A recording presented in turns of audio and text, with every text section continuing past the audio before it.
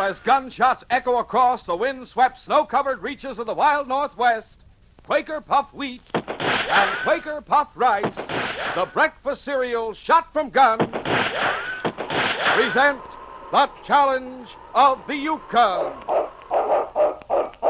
It's Yukon King, swiftest and strongest lead dog of the Northwest, blazing the trail for Sergeant Preston of the Northwest Mounted Police in his relentless pursuit of lawbreakers. On King! On, Huskies! Gold discovered in the Yukon. A stampede to the Klondike in the wild race for riches. Back to the days of the gold rush. With Quaker puffed wheat and Quaker puffed rice, bringing you the adventures of Sergeant Preston and his wonder dog, Yukon King, as they meet the challenge of the Yukon.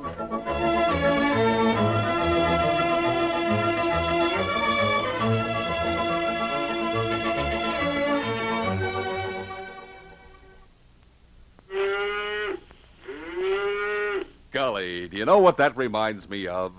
Why, it makes me just downright hungry for lots of milk and fruit on a heaping bowl of Quaker puffed wheat or Quaker puffed rice. That's what. There's a treat. You take a big spoonful, and those king-size grains of wheat or rice taste crisp and tempting, full of nut-like flavor. Tomorrow morning, enjoy this treat. Delicious, nourishing Quaker puffed rice or Quaker puffed wheat.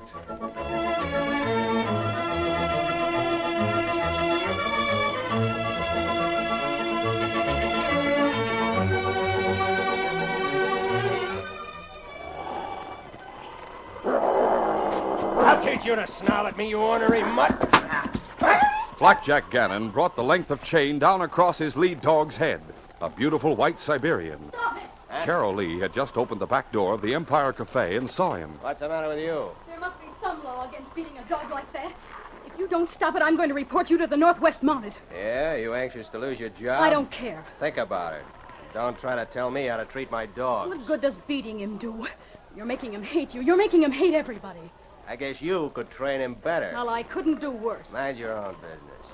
Get back inside there and sing your songs. Hurry up. All right, go ahead. Cut him to ribbons. You're making an enemy, Jack. It'll be your own fault if Whitey kills you someday. Oh, I'm sorry, Whitey. I'm sorry you have such a brute for a mess. You heard me. Get back inside. Take your hands off me. I'm going. The girl re-entered the cafe.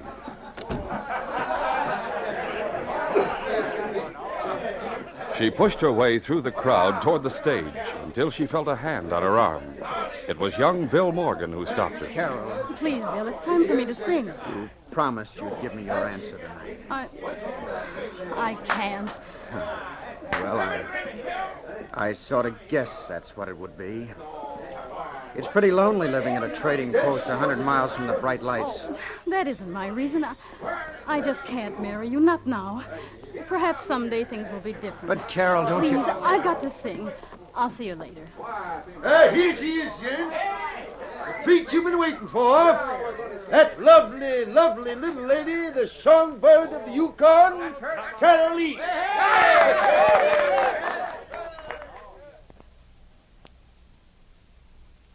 After her songs, Carol went to her dressing room in back of the stage and changed into street clothes. She was just slipping into her parka when someone knocked on the door. Who's there? A friend. Who are you? I'm a friend of your brother, too. Can I come in? Yes. Who are you? I don't know you. The name's Brandon. Most folks call me Scar. I just got in from Frisco. You said you knew my brother. Yeah, that's right. Does Blackjack know you're Mike Donovan's sister? No. Well, that interests me. A lot of us in Frisco figure that Blackjack killed Mike. He did. And here I find you singing songs in Blackjack's cafe. I wonder why. That's my business. Blackjack might count it a favor if I was to tell him the truth about you. Would he? Of course, I'm not any special friend of his. I say whatever he gets, he deserves. How are you planning to get even, Carol? I didn't say I was. I wonder what Blackjack would do if he was to find out. He'd probably find some way to get rid of me. Yeah, he's got lots of ways, too. What do you want? Want? If it's money, I haven't any. I can't pay you to keep Money? quiet. No, I came up here to Dawson to collect a debt. I'll have plenty of money before the night's over. Then I'll be ready to start in business for myself. When I do, I can use a partner.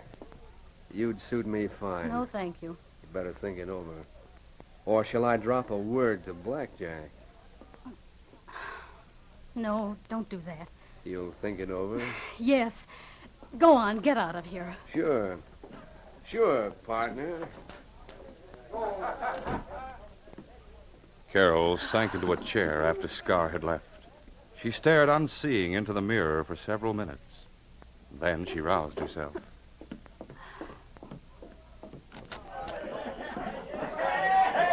She walked out into the cafe and searched through the crowd until she found Bill Morgan. Bill.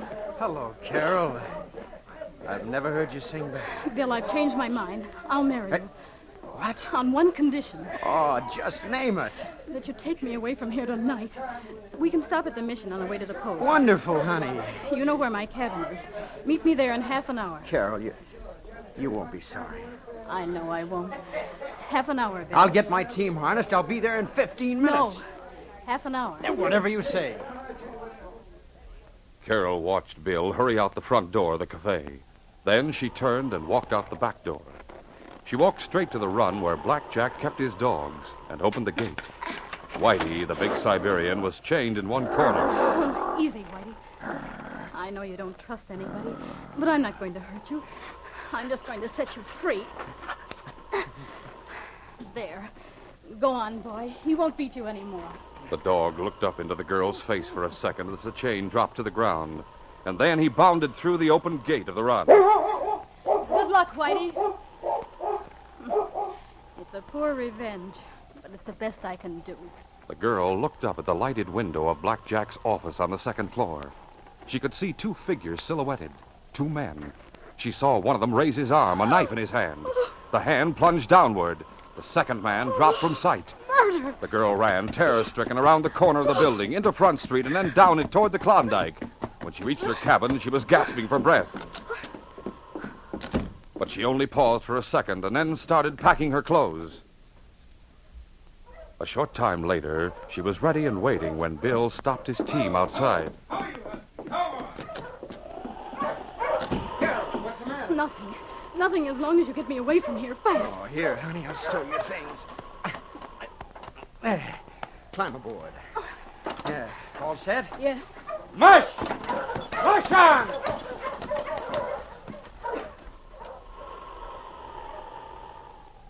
Carol and Bill were married that night at the mission and drove on to Bill's trading post far to the north of Beaver City. It was a week later that they saw Whitey. He was standing at the edge of the forest, looking toward the post. Carol, I'd swear that was Blackjack's lead dog. Where? See? Yes, it is. He must have followed us. Well, how come? I set him free that night we left Dawson. I couldn't leave him there to be mistreated. Carol, I haven't asked any questions about that night, but I can't help wondering why you changed your mind so suddenly. Don't ask any questions now. Can't we forget about Dawson? Well, if that's the way you want it. Yes, please. All right. Poor Whitey. Do you think he's looking for a new home? No, I don't think he'll ever trust a human being again. Not after the way Blackjack beat him. Well, let's see. Come on, call him. He won't come any closer. Try it. Well, all right. Here, Whitey. The dog stood his ground for a moment. He seemed to want to come closer to the post.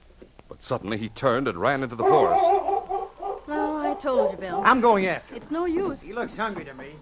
Let's see if he can resist this caribou steak. I'm going to try and make friends with him. You'll never catch up with him. We'll see, honey. Here, Whitey. Come here, boy. Bill hurried across the clearing and disappeared in the forest. Carol continued with her work for nearly an hour. Then she heard a dog team out in front of the post. When she opened the door from the living quarters into the store, there was a man warming his hands over the stove. She recognized him. Joe Ferguson, one of Blackjack's henchmen. Hello, Carol. Hello. Surprised? A little. It shouldn't be. What do you want? Nothing much. This is just a friendly visit. Where's your husband? He isn't here. Oh, that's good. Now we can have a nice little talk. What about? About Scar Brandon, Carol. Look, Joe, I don't have anything to say to you, and I don't have anything to say to Blackjack. If he sent you He here... did more than that. He came with me. What? Yeah. He's waiting for you. There's an old trapper's cabin in the woods a couple of miles to the south. Know it? No. It's easy to find. I don't want to have anything more to do with you, any of you. Carol, it's for your own good that you should have a talk with Blackjack. He may need his help before long. You may need it bad. Why? Because the Northwest Mounted Police are looking for you. No. Yeah. You see, the morning after you left Dawson, Scar Brandon was found in a gully near your cabin. Somebody had stuck a knife in his back. What does that have to do with me? The police think you did it. Well, they're wrong, Joe. But I know who did do it. You better have a talk with Blackjack. You wouldn't want anything to happen to Bill, would you? And this is for your own good, Carol. You're in a bad spot. The last time Scar was seen alive, he was asking the way to your dressing room. You're going to be accused of murder. We'll continue our adventure in just a moment.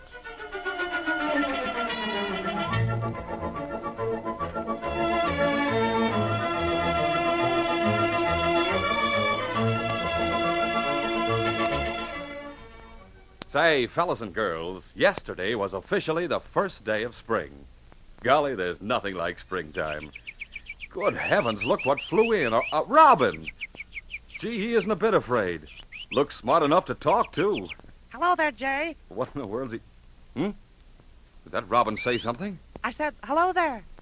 You're a talking robin? What's wrong with that? You talk, don't you? And plenty. Well, of course. There's plenty to tell about delicious Quaker puffed wheat and Quaker puffed rice. They're ready to serve breakfast cereals shot from guns. These giant king-size grains are shot from guns to make 'em crisp and tender. Yes, Quaker puffed wheat and Quaker puffed rice are actually exploded up to 8 times normal size to make 'em bigger and better tasting. And what's more, wheat or rice shot from guns furnishes added food values of restored natural grain amounts of vitamin B1, niacin, and iron. Good and good for you. That's Quaker puffed rice and Quaker puffed wheat, the famous cereals that come only in the big red and blue packages. Did you say something about red? Oh, being a robin redbreast, you would perk up at that. Yes, just like we can always tell you by your color, the fellas and girls can always tell Quaker puffed wheat and Quaker puffed rice by the red and blue packages with the smiling Quaker man on the front. They're never sold in bags or bulk. So, fellas and girls, get the original, crisp, fresh Quaker puffed wheat and Quaker puffed rice. Shot from guns.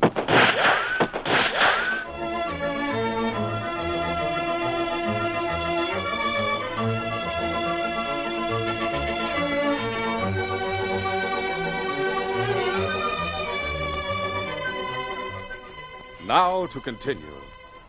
That same afternoon, Sergeant Preston stopped his team in front of Bill Morgan's trading post, just as the light was beginning to fail. Hulking! Ho, Huskies! Holla! Bill and Carol came out to meet him, and he waved a hello. But King was more interested in the white dog standing at the edge of the clearing. Hello, Sergeant. Welcome. We're honored, Sergeant. Hello, Carol. Hello, Bill. That one of your dogs over there? No, it's Blackjack Gannon's lead. I thought it was. I spent most of the afternoon trying to make friends with him, and not a chance. But I still think that Carol might if she tried.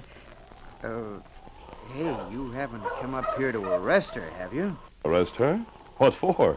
You'd better make a full confession, Carol. What? Oh, I don't mind at all.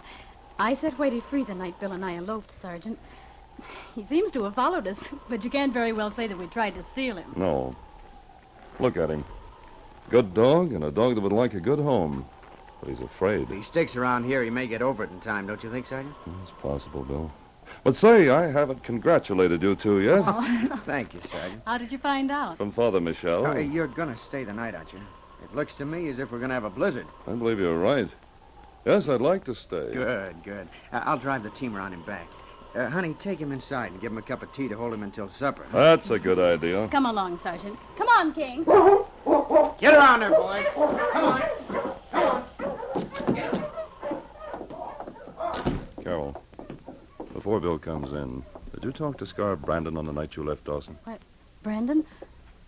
Oh, yes, Scar. I remember. Yes, I did. In your dressing room? Why, yes. Was he an old friend? No, I'd never met him before. He'd heard me sing in San Francisco. He just wanted to say hello. Carol, if people are telling the truth, and that's an open question, you were the last person to see him alive. What? He was killed the night you left Dawson. It's terrible. You didn't know about it? Well, how could I? Wasn't your marriage a little sudden? Perhaps, but what does that have to do with It it? was only a question. I'm going to ask a lot of them. No. No, I'll tell you. You'll tell me what? Why I wanted to get away from Dawson. Why our marriage was so sudden. Scar Brandon was the reason. I called myself Carol Lee in Dawson, but my real name is Donovan. I had a brother named Mike, and, well, he was... Oh, I suppose you'd call him bad. He was a gambler, perhaps even a criminal.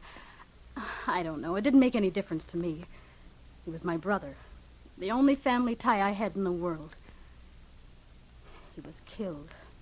No one was ever punished for it. It was an unsolved mystery. But I found out who did it. Who? Black Jack Gannon. I had no proof, and he'd already left San Francisco for the Yukon, so I came up here. I changed my name and took a job singing for him.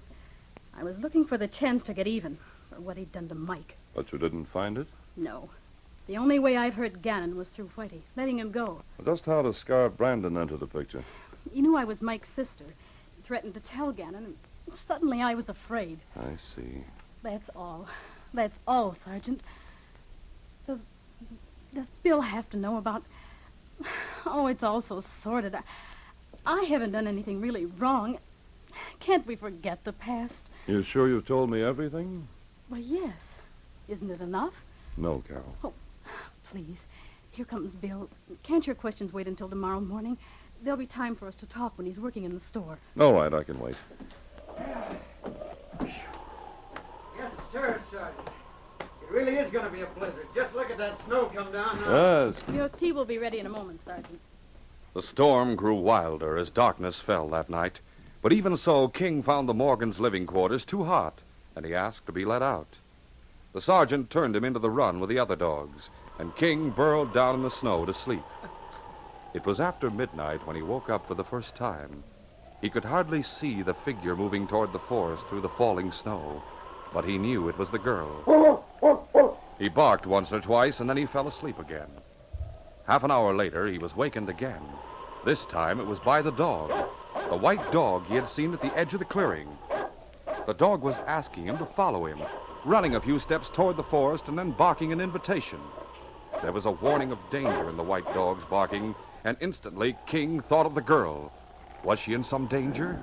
If that were true, then the sergeant should be told about it. The fence of the run wasn't high, and King scrambled over it on his first attempt.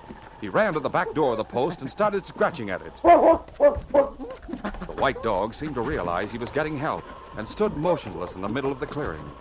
At last, the door opened. What is it, King?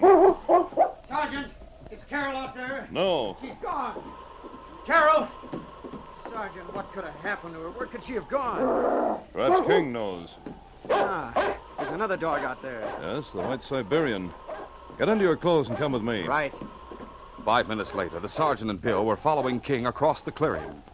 Whitey kept 100 feet ahead, and as the two men plunged into the forest, the sergeant told Bill about Scar's murder and the reason for his trip from Dawson. But you don't think that Carol had anything to do with this killing, do you? I think she knows more about it than she told me this afternoon. And she's run away. No, not that, Bill. Oh, what then?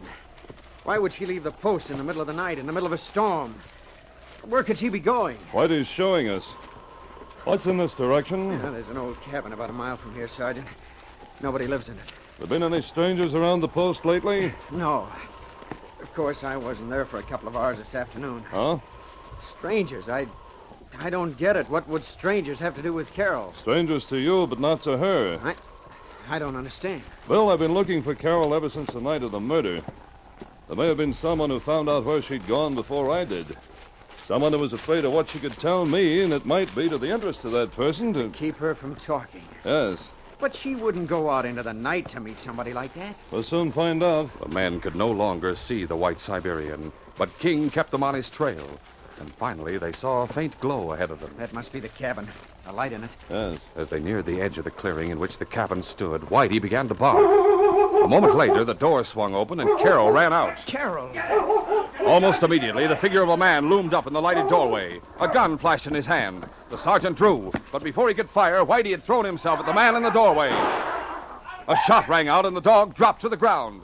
Before the man could fire again, the sergeant's gun spoke. The man clutched his arm and slammed the door of the cabin. Carol had reached the cover of the trees and ran into Bill's arms. Oh, honey, are you all right? Yes. Poor Whitey, he tried to stop Joe from shooting. Joe, Carol? You know him. He works for Blackjack. Who else is in that cabin? Blackjack and Red Barker. Well, why were you there? Joe stopped me at the post this afternoon. He said that I had to come out here and have a talk with Blackjack. But, Carol, why didn't I you talk? know I should have told the sergeant. I shouldn't have come, but they said they'd kill you. It's time you told me everything, Carol. I saw them kill Scar Where and when? that night in Dawson. It was while I was out in back of the cafe, just after I let Whitey free. I looked up at the window of Blackjack's office, and I saw the shadows of two men. I saw the shadow of the knife. But you couldn't tell who was holding that knife? No. They thought I knew a lot more than I did. Now I know everything, of course, just from what they were talking about. Who killed Scar? It was Joe. Scar was trying to collect the money from Blackjack. There was a fight. Sergeant, you put out the lamp in the cabin. Take Carol with you. Take her home. Oh, but you, there's three of them. Go on, hurry. Come on, Carol. Easy, boy. Here they come. The sergeant could barely make out the figures of the three men through the thickly falling snow. He decided to try a bluff, though, and shouted, Stand where you are! You're covered! Drop your guns! Their answer was to open fire in the direction of the sergeant's voice as they scattered and ran toward the woods. The sergeant held his fire. Now it was impossible to see his opponents, and there were 3 against 1. But the sergeant had one great advantage. King was with him, and King knew where each of the men had taken cover. Go on, boy. Find them. Easy does it. The great dog moved carefully from tree to tree, the sergeant following close on his heels. Finally, King stopped and looked up into his master's face. The sergeant could see only a few feet ahead through the darkness and the falling snow, but he listened intently. And then he heard cautious footsteps coming slowly toward him. The man stepped past the tree where the sergeant was waiting. The sergeant brought the butt of his gun down on the man's head. He dropped to the ground with a sigh. The sergeant snapped a pair of handcuffs on the man's wrists. 1 down and 2 to go, King. Go on. Once more, the stalking process began, but this time they ran into bad luck. The sergeant stumbled over a rock and hit the trunk of a tree with his shoulder. The boughs of the tree were heavy with snow, and the slight jar was enough to send the snow falling to the ground. Red, hear that? He's behind us. Shoot! One of the bullets nicked the tree behind which the sergeant had taken cover. He had placed the gun flashes accurately, and as soon as the volley ended, he fired in return. There was a cry of pain, and then Blackjack's voice shouting his surrender. Don't shoot anymore. I'll drop my gun. Blackjack? Yeah, What about Joel? you've got him. He's done for. Stand right where you are. Come on, King.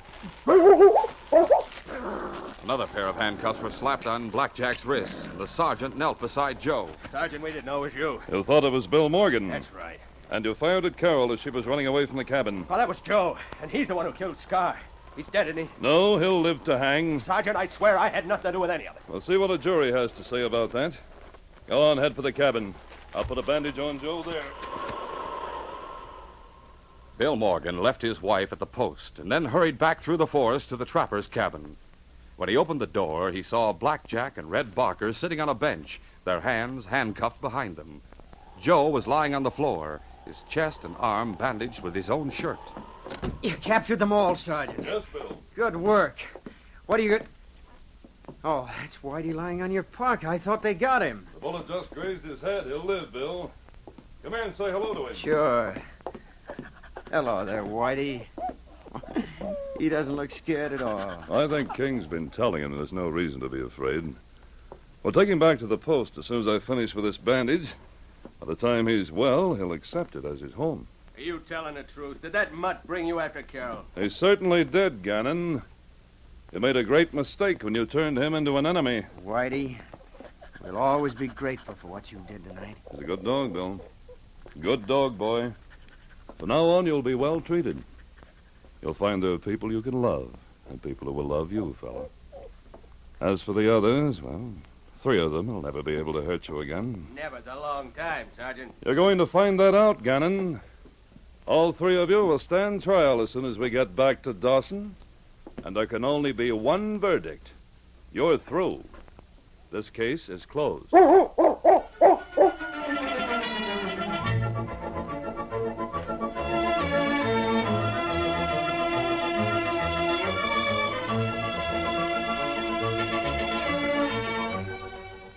In just a moment, Sergeant Preston will give you a preview of Friday's adventure.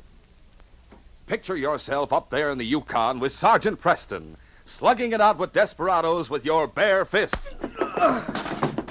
Think of Sergeant Preston's great strength and stamina, and the strength you would need in those fights. Then ask yourself this question. Am I eating a good bodybuilding breakfast every morning? Remember, when you include Quaker puffed wheat or Quaker puffed rice, you get added food values of restored natural grain amounts of vitamin B1, niacin, and iron. And what a delicious way to get such good nourishment. There's tempting nut-like flavor and tender crispness in every mouth-watering spoonful, topped with milk or cream and fruit. Try it tomorrow. They're always a treat. Quaker puffed rice and Quaker puffed wheat. Never sold in bags or bulk. Listen Friday when Sergeant Preston and Yukon King meet the challenge of the Yukon in the case of the wolf cub. When King and I found a helpless wolf cub, I turned it over to a boy named Joey Sparks. He raised it as a pet. Later, when the wolf was full grown, he went back to the wild, and Joey and I never expected to see him again. But he reappeared under thrilling and unusual circumstances. It happened in connection with a murder plot that placed both Joey and me in terrible danger. Be sure to hear this exciting adventure Friday. These radio dramas, a feature of the Challenge of the Yukon Incorporated, are created by George W. Trendle, produced by Trendle Campbell Enterprises, directed by Fred Flowerday, and edited by Fran Stryker. The part of Sergeant Preston is played by Paul Sutton. They are brought to you every Monday, Wednesday, and Friday at this same time by Quaker Puffed Wheat and Quaker Puffed Rice, the breakfast cereal shot from guns.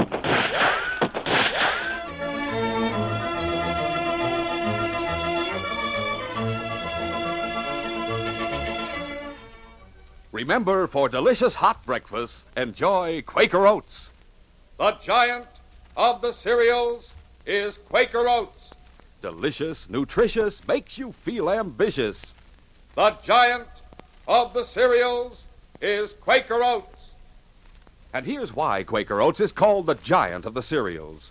There's more growth, more endurance in oatmeal than any other whole grain cereal. So make your hot breakfast nourishing Quaker Oats. Quaker and Mother's Oats are the same.